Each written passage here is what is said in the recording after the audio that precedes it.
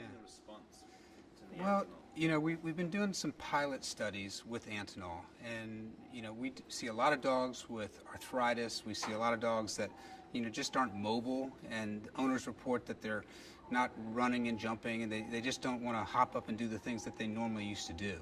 And so we've been trying this for the past few months and been extremely happy with it. And our owners are coming back to us saying, I need more, I need more. And what they report is that the dogs have a lot more energy. They just are much more willing to do things. Things that they had stopped doing, they all of a sudden started doing again. And so our goal from this now is to go to the next level and start to do some really some serious studies, some double-blind randomized studies to really show what kind of outcome you can get from this type of product. Using it, or is it different cases?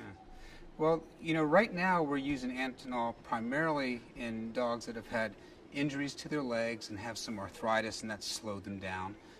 And we're also looking at it as a post-operative type of anti-inflammatory. And of course, our goal is to find something that has minimal to no side effects, but still provides that anti-inflammation type of thing that we're looking for.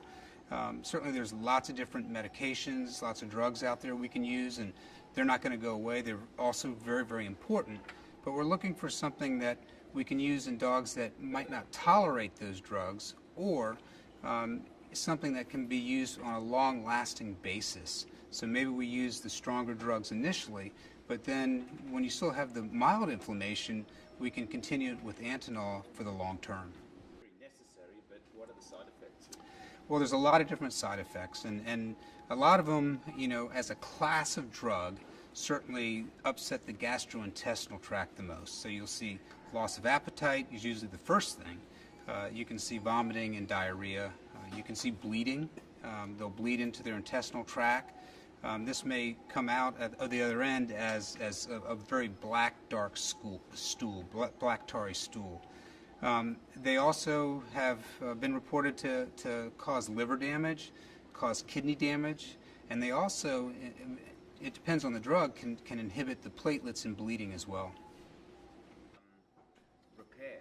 Can you talk a little bit about that? Yeah, the non-steroidal anti-inflammatory drugs have been shown to inhibit bone healing. So we tend to be a little careful with that when we're dealing with bones that have to heal, and we try not to use them for too long of a time, because obviously our goal is to get the bone to heal.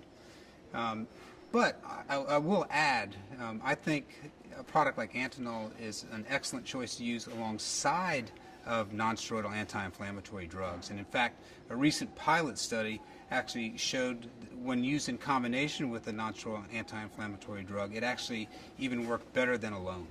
So I think you're going to see a lot of pets that need also a drug and a supplement to get them to the highest outcome and make them more comfortable and healthy. A long amount of time? I've used a lot of supplements in the past, and the thing about the Antinol that I've been shocked by is how quickly people report that it works, and within a week to 10 days typically.